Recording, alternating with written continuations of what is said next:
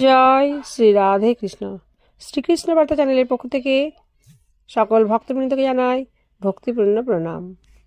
আমাদের আজকের আলোচনার বিষয় শ্রীমদ্ ভাগবত মহাপুরাণ গ্রন্থের প্রথম স্কন্ধের অষ্টম অধ্যায়, উত্তরার গর্ভে ভগবান কর্তৃক পরীক্ষিতকে রক্ষা, কুন্তিকৃত শ্রীকৃষ্ণ স্তব ও যুধিষ্ঠিরের শোক। শুরু করছি আজকের পাঠ।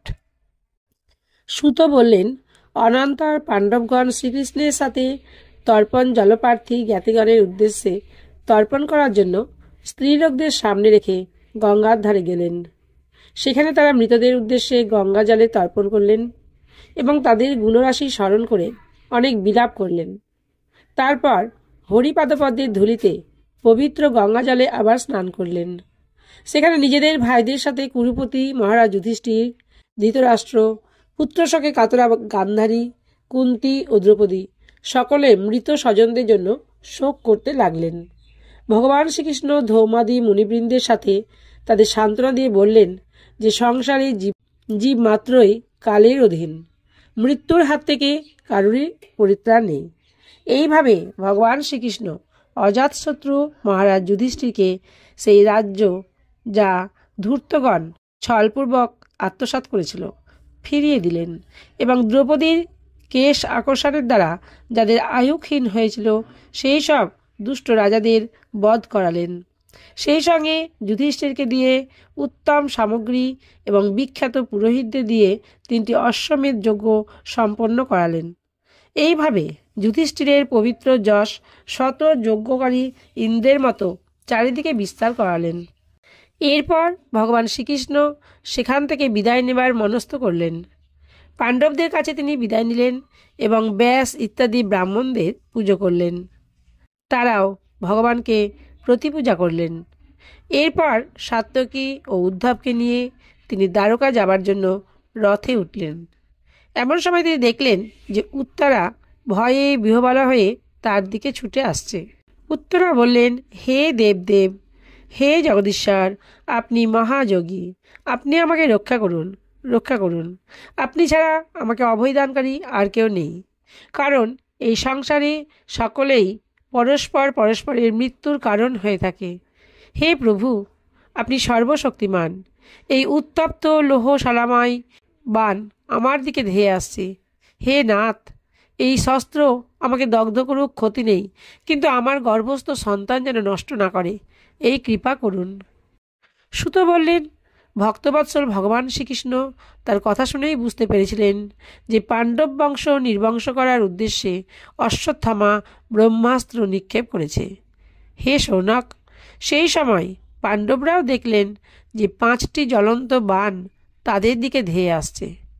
অমনি শশ ব্যস্তে সেই বাণ নিবারণ করার জন্য তারাও অস্ত্র ধারণ করলেন। সর্বশক্তিমান ভগবান শ্রীকৃষ্ণ তার অনন্য চিত্ত শরণাগত ভক্তদের আসন্ন এই মহাবিপদ দেখে নিজের অস্ত্র সুদর্শন চক্র দিয়ে তার আত্মীয় স্বজনদের রক্ষা করলেন। যোগেশ্বর শ্রীকৃষ্ণ অন্তর্যামীরূপে সর্বজীবের অন্তরস্থ আত্মা। পাণ্ডবদের বংশ পরম্পরা ধরে রাখার জন্য উত্তরার গর্ভকে নিজের মায়া কবচ দিয়ে আচ্ছাদন করে দিলেন।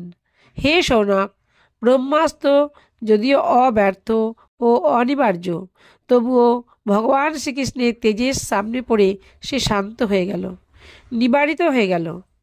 এই ঘটনাকে অসম্ভব মনে করা ঠিক নয়, কারণ ভগবান অচিন্ত শক্তিশালী। তিনিই তার নিজশক্তি মায়ার দ্বারা স্বয়ং অজন্মা হয়েও এই সংসারের সৃষ্টি, স্থিতি ও লয় সাধন করেন। ভগবান শ্রীকৃষ্ণ যখন প্রস্থান করতে উদ্যত হলেন, তখন ব্রহ্মাস্ত্র থেকে পরিত্রাত পঞ্চপুত্র ও দ্রৌপদীর সঙ্গে কুন্তী দেবী ভগবান শ্রীকৃষ্ণকে এভাবে স্তব করলেন। কুন্তী দেবী বললেন, আপনি সমস্ত জীবের অন্তরে ও বাইরে একভাবে অবস্থিত, কিন্তু ইন্দ্রিয় ও বুদ্ধির অগোচর, কারণ আপনি প্রকৃতির অতীত আদিপুরুষ পরমেশ্বর। আমি আপনাকে প্রণাম করছি। ইন্দ্রিয় দ্বারা যা কিছু বুঝতে পারা যায় তাও আপনি, এবং আপনি মায়ারূপা যবনিকা দিয়ে নিজেকে লুকিয়ে রাখেন। আমি অবোধ নারী, অবিনাশী পুরুষোত্তম, আপনাকে কি করে চিনতে পারি? নাট্য রসায়ন বিজ্ঞ মানুষ যেমন চরিত্র অনুরূপ পোশাক পড়া নাটকে প্রত্যক্ষ দেখেও তাকে স্বরূপে চিনতে পারে না, সেই রকমই আপনাকে দেখেও চেনা যায় না। আপনি শুদ্ধান্তকরণ, বিবেকী, জীবনমুক্ত পরমহংসদের হৃদয়ে আপনার প্রেমময়ী ভক্তি শিক্ষা দেবার জন্য অবতীর্ণ হয়েছেন। তাহলে আমার মতো অল্প বুদ্ধির নারী আপনাকে কি করে চিনতে পারবে? আপনি শ্রীকৃষ্ণ, বাসুদেব, দেবকীনন্দন, নন্দগোপের আদরের দুলাল। আপনাকে বারংবার প্রণাম। ব্রহ্মার উদ্গমস্থান কমল, যার নাভি হতে প্রকটিত সুন্দর কমল মালাধারী, কমল নয়ন, কমল চিহ্নযুক্ত কমল চরণ, হে শ্রীকৃষ্ণ, সে আপনাকে আমার বারংবার প্রণাম। হে ঋষিকেশ, আপনি যেভাবে দুষ্ট কংসের দ্বারা কারারুদ্ধা শোকাতুরা দেবকীকে রক্ষা করেছেন, সেই রকমই আমার পুত্রদের সাথে আমাকে বারবার বহু বিপদ থেকে রক্ষা করেছেন। আপনি আমার প্রভু, আপনি সর্বশক্তিমান। হে শ্রীকৃষ্ণ, কত বলবো? বিষ প্রয়োগ, যতুগৃহের ভয়ঙ্কর আগুন, হিড়িম্বাদী রাক্ষসদের আক্রমণ, দুর্যোধনের দূতসভা, বনবাসের বিপদাপদ এবং নানা যুদ্ধে নানা মহারথীদের অস্ত্রশস্ত্র এবং সদ্য সদ্য এই অশ্বত্থামার ব্রহ্মাস্ত্র থেকেও আপনি আমাদের রক্ষা করেছেন। হে জগৎগুরু, আমাদের জীবনের পদে পদে বিপদ আসুক, কারণ বিপদের মধ্যে নিশ্চিতভাবে আপনার দর্শন লাভ হয়, এবং আপনার দর্শন লাভ হলে আর জন্মমৃত্যুর চক্রে পড়তে হয় না। উচ্চকুলে জন্ম, ঐশ্বর্য, বিদ্যা ও সৌভাগ্য গর্বে গর্বিত পুরুষ তো আপনার নামও উচ্চারণ করতে পারে না, কারণ আপনি তো শুধু অকিঞ্চনদেরই দর্শন দান করেন। আপনি নির্ধনের পরম ধন, মায়ার প্রপঞ্চ আপনাকে স্পর্শও করতে পারে না। আপনি আত্মারাম, পরম শান্ত স্বরূপ। আপনি কৈবল্য ও মোক্ষের অধিপতি। আপনাকে বারবার প্রণাম করি। আমি আপনাকে অনাদি, অনন্ত, সর্বব্যাপক, সর্বনিয়ন্তা, কালরূপ পরমেশ্বর বলে মনে করি। জগৎ সংসারে জীবগণ নিজেদের কর্মানুযায়ী পরস্পর বিরুদ্ধাচরণ করে, কিন্তু আপনি সকলের মধ্যে সমভাবে বিরাজমান রয়েছেন। ভগবান, আপনি যখন মানুষের মধ্যে লীলা করেন, তখন আপনার কি উদ্দেশ্য কেউ বোঝে না। আপনার প্রিয় বা অপ্রিয় কেউ নেই, তথাপি মহান্ত জীব আপনাকে পক্ষপাত দুষ্ট মনে করে। আপনি বিশ্বাত্মা, বিশ্বরূপ। আপনি জন্মগ্রহণও করেন না, আপনি কোনো কর্ম করেন না, তবুও পশু পক্ষী, মানুষ, ঋষি, জলচরাদি রূপে আপনি স্বেচ্ছায় জন্মগ্রহণ করেন এবং সেই যোনির অনুরূপ দিব্য কর্মও সম্পাদিত করেন। এসব তো আপনার লীলা মাত্রই। শৈশব লীলায় আপনি যখন দুধের ভাণ্ড ভেঙে যশোদা মাকে শিক্ষা দিলেন, আর তিনি আপনাকে বারবার বাঁধবার জন্য হাতে দড়ি নিয়েছিলেন, তখন ভয়ে আপনার দু চোখ দিয়ে অশ্রু গড়াতে লাগলো। সেই অশ্রু কাজল ভিজিয়ে নয়ন যুগল ভয় ব্যাকুল করে দিয়েছিল, আর আপনি অধোবদনে নতমস্তকে দাঁড়িয়েছিলেন। আপনার সেই অবস্থা লীলার ছবি ধ্যান করে আমি মোহিত হয়ে যাই। যার নামে ভয়ও ভীত হয়ে পালায়, তার একই লীলা। অজন্মা হয়েও আপনি কেন জন্মগ্রহণ করেছেন তার কারণ ব্যাখ্যা করে কোনো কোনো মহাপুরুষ বলেন যে মলয় পর্বতে যশ বিস্তার করবার জন্য যেমন সেখানে চন্দন গাছ জন্মায়, তেমনি আপনার প্রিয় ভক্ত পুণ্যশ্লোক রাজা যদুর কীর্তি বিস্তারের জন্যই আপনি তার বংশে অবতীর্ণ হয়েছেন। আবার কেউ কেউ বলে যে বসুদেব ও দেবকী পূর্বজন্মে সুতপা ও পৃষ্ণিরূপে আপনার থেকে এই বর লাভ করেছিলেন, সেই জন্য অজন্মা হওয়া সত্ত্বেও জগৎ কল্যাণের কারণে এবং অসুর নাশনের জন্য তাদের পুত্ররূপে জন্মগ্রহণ করেছেন।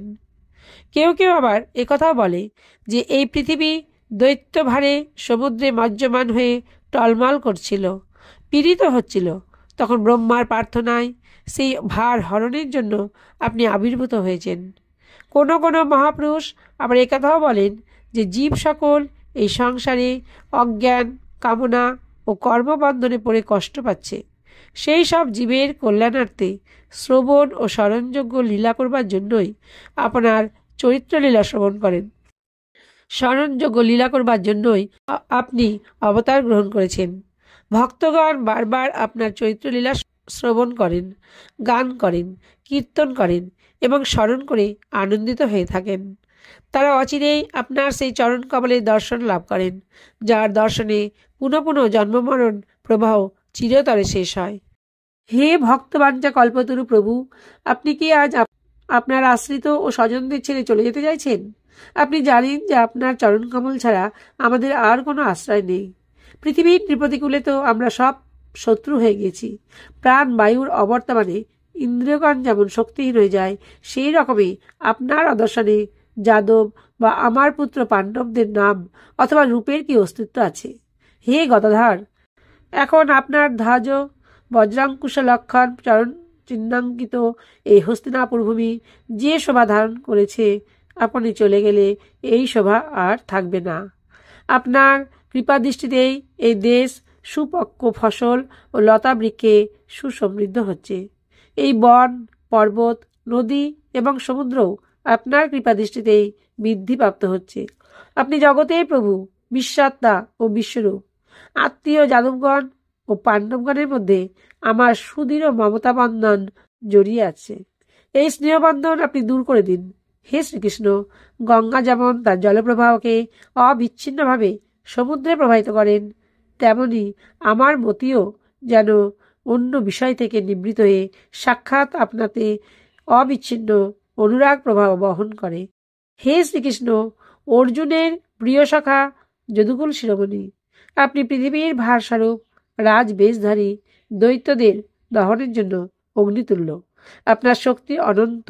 হে গোবিন্দ, আপনার এই অবতার গো ব্রাহ্মণ দেবগণের দুঃখ নিবারণের জন্যই হয়েছে। হে যোগেশ্বর, হে জগৎগুরু, আমি আপনাকে প্রণাম করছি। সুত বললেন, এইভাবে কুন্তি দেবী অতীব মধুর বাক্যের দ্বারা ভগবানের অধিকাংশ লীলার বর্ণনা করলেন। এই সব শুনে ভগবান শ্রীকৃষ্ণ কুন্তি দেবীকে নিজ মায়া দ্বারা মোহিত করে যেন মৃদু মৃদু হাস্য করতে লাগলেন। তিনি কুন্তিকে বললেন, আচ্ছা তাই হবে, এবং রথ থেকে নেমে হস্তিনাপুরে প্রবেশ করলেন। সেখানে কুন্তি ও সুভদ্রা প্রমুখ রমণীদের থেকে বিদায় নিয়ে তিনি যখন নিজপুরী দ্বারকাতে যেতে উদ্যত হলেন, তখন রাজা যুধিষ্ঠির অতীব প্রীতিপূর্ণভাবে তাকে নিবারণ করলেন। নিজের ভাই বন্ধুদের মৃত্যুতে রাজা যুধিষ্ঠির অত্যন্ত শোকার্ত ছিলেন। ভগবৎ লীলা মর্মজ্ঞ ব্যাস ইত্যাদি মহর্ষিগণ এবং স্বয়ং অদ্ভুত রহস্যময় লীলাধারী ভগবান শ্রীকৃষ্ণ ও বহু কথা কাহিনী বর্ণনা করে যুধিষ্ঠিরকে শান্ত করবার অনেক চেষ্টা করলেন, কিন্তু শোকে অভিভূত রাজা যুধিষ্ঠির প্রবোধ মানলেন না। হে শৌনকাদি ঋষিগণ, ধর্মপুত্র রাজা যুধিষ্ঠির যুদ্ধে আত্মীয় স্বজনের বিনাশে অত্যন্ত দুশ্চিন্তাগ্রস্ত ছিলেন। তিনি অজ্ঞানাচ্ছন্ন চিত্তে স্নেহ ও মোহবাসে বলতে লাগলেন, আমি এতই দুষ্টাত্মা ও অজ্ঞ যে আহা, শিয়াল কুকুরের ভক্ষ এই অনাত্মা দেহের সুখের জন্য কত অক্ষয়হীনী সেনা নাশ করলাম। 21,810টি রথ, 21,870টি হাতি, 1,09,350 জন পদাতিক এবং 65,600 অশ্বারোহী সমন্বিত সেনাবাহিনীকে এক অক্ষয়হীনী সেনা বলা হয়। মহাভারতে একথাই বলা হয়েছে। আমি বালক, ব্রাহ্মণ, আত্মীয়, মিত্র, পিতৃব্য, ভাই বন্ধু এবং গুরুজনদের প্রতি শত্রুতা করে তাদের বধ করেছি। অনন্তকাল নরকভোগেও আমার নিস্তার হবে না। শাস্ত্র যদিও বলে যে প্রজা পালনের জন্য রাজা যদি ধর্মযুদ্ধে শত্রু নাশ করে তাহলে তাতে পাপ হয় না, তবুও এই শাস্ত্র বচন আমাকে প্রবোধ দিতে পারছে না। কুরুক্ষেত্র যুদ্ধে কুল রমণীদের প্রতি পুত্র, ভ্রাতা, বন্ধুদের বধ করাতে তাদের প্রতি আমার যে অপরাধ হয়েছে, গৃহস্থ আশ্রমোচিত যাগযজ্ঞাদি ক্রিয়াকর্মের অনুষ্ঠানে সেই অপরাধ স্থালন হবে না। কাদা দিয়ে যেমন ঘোলা জল স্বচ্ছ করা যায় না, অপবিত্র জিনিস যেমন সুরা দিয়ে ধুলেও পবিত্র হয় না, তেমনি প্রাণী বধরূপ একটিমাত্র দুষ্কর্ম হিংসাময় যজ্ঞের দ্বারা দূর করা যায় না। এতক্ষণ আপনারা শ্রীমদ্ ভাগবত মহাপুরাণ গ্রন্থের 8ম অধ্যায় উত্তরার গর্ভে ভগবান কর্তৃক পরীক্ষিতকে রক্ষা, কুন্তিকৃত শ্রীকৃষ্ণ স্তব ও যুধিষ্ঠির শোক অংশের বাংলায় পাঠ শ্রবণ করলেন। যদি ভিডিওটি আপনাদের ভালো লাগে তাহলে অবশ্যই একটি লাইক, একটি শেয়ার, একটি কমেন্ট এবং একটি সাবস্ক্রাইব করে দেবেন। আপনারা সবাই ভালো থাকবেন, সুস্থ থাকবেন। রাধে রাধে।